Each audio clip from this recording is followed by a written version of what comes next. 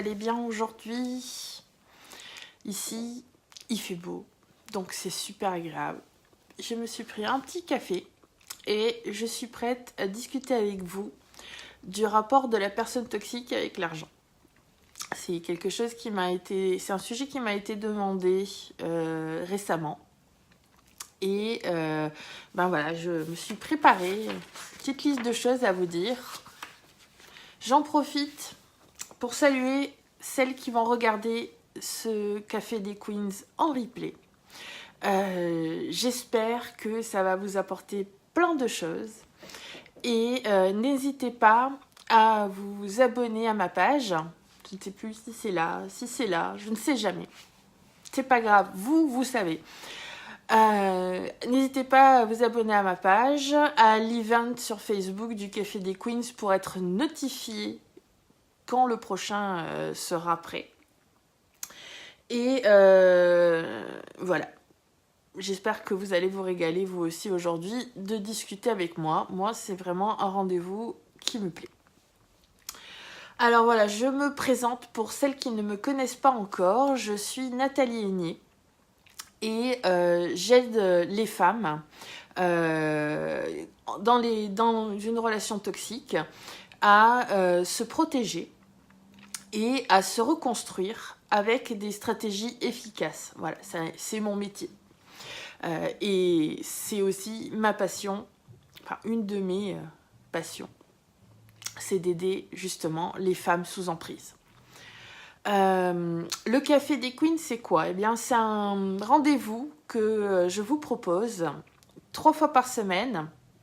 On s'attrape une petite boisson chaude le lundi matin, mercredi matin et vendredi matin à 10h. Et on parle de relations toxiques. Et aussi des fois d'autres choses, mais majoritairement de relations toxiques pour l'instant.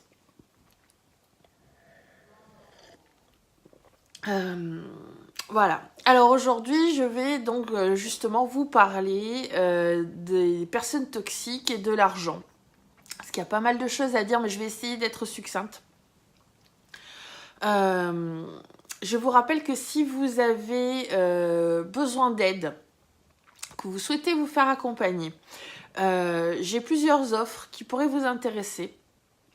Il y a le programme Résister pour les femmes qui sont encore sous emprise, qui sont encore dans leur couple ou chez leurs parents toxiques et qui ne peuvent pas encore partir.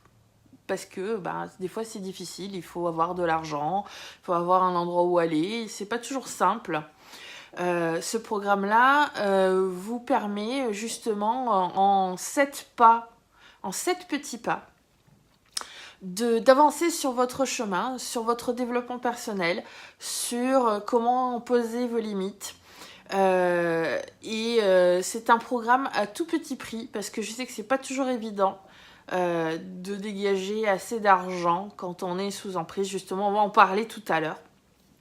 Et sinon, j'ai une offre d'accompagnement de groupe où je vous guide au jour le jour, où je vous aide à résoudre vos problématiques, où je vous aide à obtenir le bon mindset pour vous protéger des personnes toxiques et surtout les éloigner. Et reconstruire votre vie, mais une vie sereine, une vie pleine de bonheur. Bref, pas ce qu'on a quand on est avec une personne toxique. Alors voilà, aujourd'hui, je vous parle de la personne toxique et de l'argent. Alors, j'ai fait plusieurs points. Ce qu'il faut retirer majoritairement, c'est s'il y a une idée que je veux que tu retiennes, c'est que la personne toxique utilise l'argent pour te manipuler. Et ça, c'est vraiment l'idée de base, c'est celle ou te manipuler ou manipuler en général. Hein. C'est vraiment l'idée au cœur de cette problématique de la personne toxique avec l'argent. Alors ça peut être, par exemple au début, pour te séduire, elle va faire des cadeaux un peu grandioses pour justement t'impressionner, te séduire. Elle va utiliser l'argent pour t'empêcher de faire ce que tu veux. Elle va utiliser l'argent pour te mettre dans la merde financièrement. Pour acheter les gens, les autres, à divers fins. Donc, premièrement, les gestes grandioses pour te séduire. C'est parce que pour la personne toxique, l'argent, ça remplace beaucoup de choses. Ça remplace, par exemple, les émotions. Une personne normale, pour te séduire, va te parler de ses émotions, va te dire ce qu'elle ressent, va pas forcément utiliser les cadeaux ou l'argent pour remplacer ce manque d'empathie qu'elles peuvent avoir. Et le souci avec nous qui sommes empathiques, c'est qu'on a tendance à penser que les autres le sont aussi. Et dans le cas de la personne toxique, ce n'est pas vrai. La personne toxique n'a pas d'empathie. Donc ça, c'était un premier point. Ensuite, l'argent, pour la personne toxique, l'argent remplace les excuses. C'est-à-dire que quand ils font quelque chose qui les met un peu dans la merde par rapport à toi, au lieu déjà de comprendre ce qu'ils ont fait de mal, enfin ils comprennent très bien ce qu'ils ont fait de mal, mais au lieu de comprendre ce que la personne toxique, au lieu de comprendre ce qu'elle a fait de mal, et de vraiment le comprendre, quoi, pas juste se dire bah c'est comme ça et puis au lieu de comprendre, au lieu de faire de vraies excuses, au lieu de s'assurer que ça n'arrivera plus, t'offrir des fleurs, va t'amener en week-end quelque part pour relancer la magie du début. Mais c'est que de l'argent et c'est que de la manipulation. C'est pas de l'empathie, c'est pas des vraies excuses, c'est pas du vrai amour. Ensuite, l'argent permet une mise en place d'un contrôle sur toi.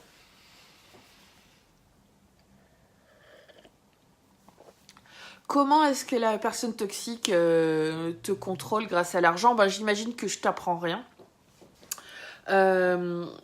Par exemple, quand on a un parent toxique, c'est carrément pas d'accès aux finances. Alors, quand on est jeune ou quand on est au début de l'âge adulte et qu'il faut justement qu'on puisse s'installer ou qu'on puisse faire des études ou voilà, la personne toxique, c'est pas forcément quelqu'un qui n'a pas d'argent, c'est quelqu'un qui ne va pas l'utiliser normalement. En couple, c'est par exemple, ça commence avec le regroupement des finances. Quand on est en couple, souvent on a un compte commun où tout le monde met l'argent, sauf que le contrôle commence à se faire à ce moment-là. Et tu vas avoir de moins en moins accès à l'argent.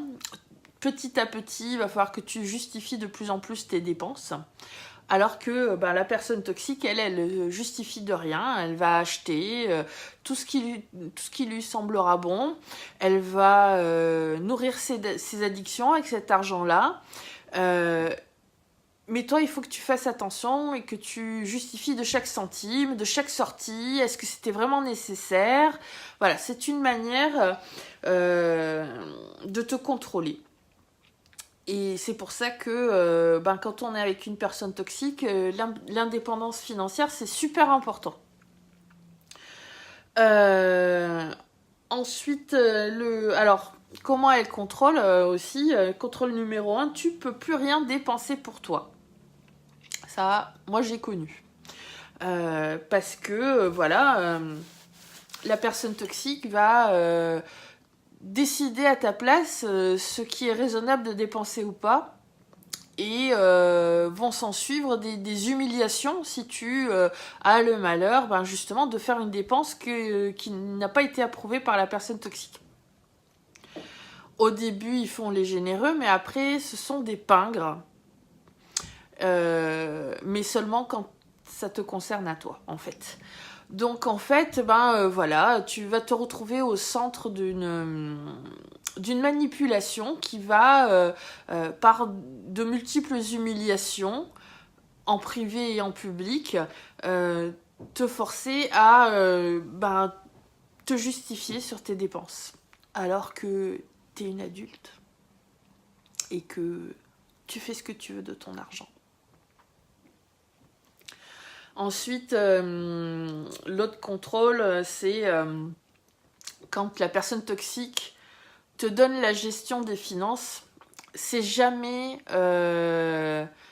anodin. Elle va te donner la gestion des finances.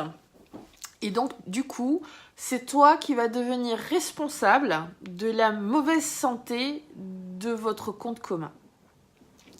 La personne toxique va vivre une vie grandiose, acheter énormément de choses, et à toi va revenir la responsabilité de vous garder à flot financièrement. Mais alors c'est super pernicieux comme tactique, parce que si tu dis attention, il faut arrêter les dépenses parce que justement on est en train de se mettre dans la merde financièrement, la personne toxique va te reprocher de ne pas savoir gérer l'argent et va nier le fait que c'est elle qui vous fout dans la merde financièrement. C'est pas les centaines d'euros que cette personne-là dépense pour des trucs dont vous n'avez pas forcément un besoin. C'est plus des désirs que des besoins. Et elle va dire que c'est toi qui fais des dépenses. Voilà, t'as eu le malheur de vouloir aller chez le coiffeur et c'est toi qui vous a foutu dans la merde. C'est pas les 10 tables de jardin qu'elle a achetées pour le jardin, ou c'est pas les 3 palettes de bière par semaine, ou c'est pas la dernière TV HD dont tu n'avais pas forcément besoin parce que justement vous aviez déjà une télé qui fonctionnait parfaitement. Donc la personne toxique, elle vit cette vie grandiose là sans en assumer la responsabilité. Et donc si toi tu n'oses pas dire attention, ça va pas très très bien financièrement, parce que pourquoi est-ce que tu oses pas dire ? Parce que tu sais que tu vas te voir les pierres, que tu vas te faire engueuler, que tu vas te faire humilier, tu vas t'entendre dire que tu as une mauvaise gestion, et la personne toxique va resserrer encore plus les cordons de la bourse pour que justement les choses naturelles pour lesquelles tu es censé dépenser, tu ne puisses pas. Genre par exemple, je sais pas moi, il va falloir que tu arrêtes de manger des desserts, ou il va falloir que tu arrêtes d'aller te faire coiffer. Tant pis si ça te met dans la merde par rapport au travail parce que tu es obligé d'aller te bosser avec ça de racines, ou que justement tu puisses pas renouveler ta garde-robe alors que tu n'as plus que 3 jogging et 2 t-shirts troués, enfin voilà. Et ça peut aller très très loin. Ça peut aller jusqu'aux dettes, aux très très grosses dettes. La personne toxique est une personne qui a beaucoup d'addictions, que ce soit l'alcool, la drogue, le jeu, voilà. Et va dépenser énormément d'argent justement dans ces addictions-là. Ça peut être des addictions à la technologie, il faut avoir mieux que le voisin, alors que le voisin s'en fout, quoi, tout le monde s'en branle, mais il faut avoir mieux que le voisin. Voilà. j'en profite. Si tu as des questions par rapport à la personne toxique et à son rapport à l'argent, mets-moi un petit commentaire en dessous. Dis-moi qu'est-ce que tu aimerais savoir. Est-ce que toi tu as vécu justement des problèmes financiers avec la personne toxique? Est-ce que tu as pu les résoudre ou est-ce que ça a été difficile ou est-ce que c'est encore difficile? Ensuite, dernièrement, je voulais parler aussi de celles d'entre nous qui ont des enfants avec la personne toxique. C'est toujours compliqué d'obtenir des allocations pour les enfants, enfin des pensions alimentaires. Il y a beaucoup de parents toxiques qui ne paient pas les pensions alimentaires pour leurs enfants ou qui s'arrangent pour que ce soit toujours très en retard, pour te mettre dans la merde, ou carrément qui abandonnent totalement leur enfant. Ça, j'en ai vu beaucoup, parmi les femmes que je fréquente, se retrouver avec des soucis justement des soucis financiers parce que la personne toxique ne fait pas sa part pour ses enfants. Voilà. Donc la personne toxique, son rapport à l'argent sert toujours à manipuler. Elle te manipule pour justement que tu restes dans cette relation toxique-là ou que tu y rentres. Elle te manipule pour t'empêcher de dépenser ou te donner la responsabilité d'une mauvaise santé financière de sa part. Elle te manipule en refusant d'aider à l'éducation des enfants, en ne payant pas les pensions alimentaires. Ça peut être aussi quand on a un patron toxique te menacer de te virer et donc d'avoir une conséquence claire et nette sur tes finances. C'est une manipulation aussi. Tant que tu fermes ta gueule au boulot et que tu marches droit et que tu supportes le fait de te faire rabaisser constamment et d'être le bouc émissaire et le mouton noir, voilà, tu continues à être employé, mais à l'instant où tu vas t'élever contre certaines façons de faire de cette personne toxique ou que tu vas trouver des moyens de l'empêcher de te manipuler, eh bien, tu vas te retrouver peut-être viré ou mise dans un autre service avec une moins bonne paie. Enfin, voilà. Ah, je vois que j'ai un commentaire et je suis trop ravie. Alors, je le lance sur l'ordi parce que sur le téléphone, c'est pas évident à voir.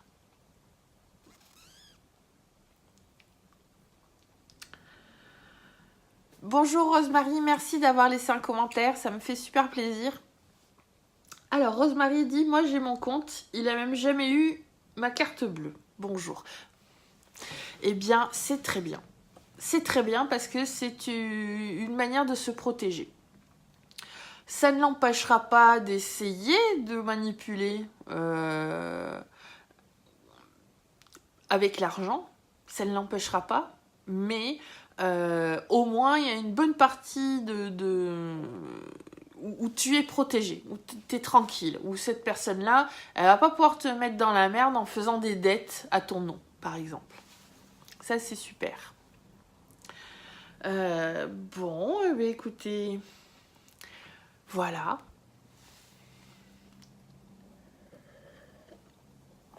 Je vous rappelle que si vous avez besoin d'aide, eh bien, il y a mes offres, elles sont dans la description, là, je ne sais plus.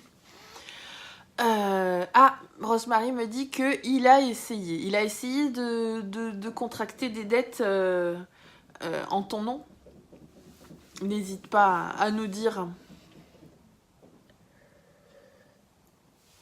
C'est quand même des affreux, hein. Franchement, mais c'est vraiment des ordures, quoi.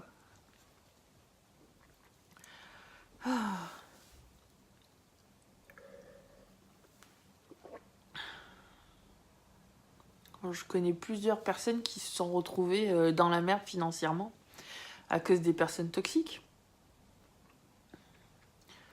C'est incroyable, quoi. Moi, je suis arrivée en bout de ma feuille. Donc voilà, je vous rappelle, n'hésitez pas à aller regarder mon programme Résister si vous avez besoin d'aide alors que vous êtes encore dans une relation toxique dont vous ne pouvez pas partir. Et il y a mon accompagnement Wonder où je vous accompagne au jour le jour pour vous aider à trouver des stratégies, pour vous aider à vous avancer sur le chemin de votre bonheur, de reconstruire une vie qui vous correspond à vous, pas aux autres. Les autres, on s'en fout de leur opinion, qui vous correspond à vous.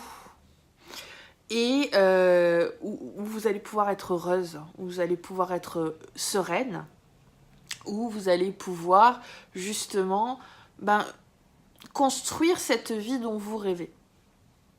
Moi, je sais que pendant très longtemps, je pensais qu'il fallait que je fasse ce qu'on attendait de moi, qu'il fallait que j'ai une coupe de cheveux normale, sinon j'arriverai à rien dans la vie, qu'il fallait que j'accepte que mon couple n'était pas génial et que c'était comme ça et que soi-disant chez les autres c'était pareil, qu'il fallait que j'accepte d'avoir un boulot de merde qui me plaisait pas, qu'il fallait que j'accepte que ça suffit d'être excentrique, alors que c'est tellement moi, j'ai toujours été excentrique, qu'il fallait que j'arrête d'être excentrique et que je sois fade pour être acceptée par la société. Et tout ça, c'est des mensonges. On n'est pas obligé de rester dans une relation toxique, on n'est pas obligé d'être comme les autres, on n'est pas obligé de se fader un boulot qu'on n'aime pas. Il suffit d'avancer dans sa vie avec des petits pas vers dans la direction de ce que tu veux. Et toi aussi, tu peux arriver à avoir une vie qui te correspond à toi. Pas à ce que les autres ont envie pour toi, mais à toi, à ce que toi t'as envie. Donc, n'hésite pas, Wonder est là pour toi. Si tu as besoin d'aide sur ce chemin-là, je serai là pour t'y propulser le plus rapidement possible, mais avec douceur, avec empathie, avec gentillesse. Rosemary, tu écris, oui, j'ai été interdit bancaire, je ne fais plus confiance.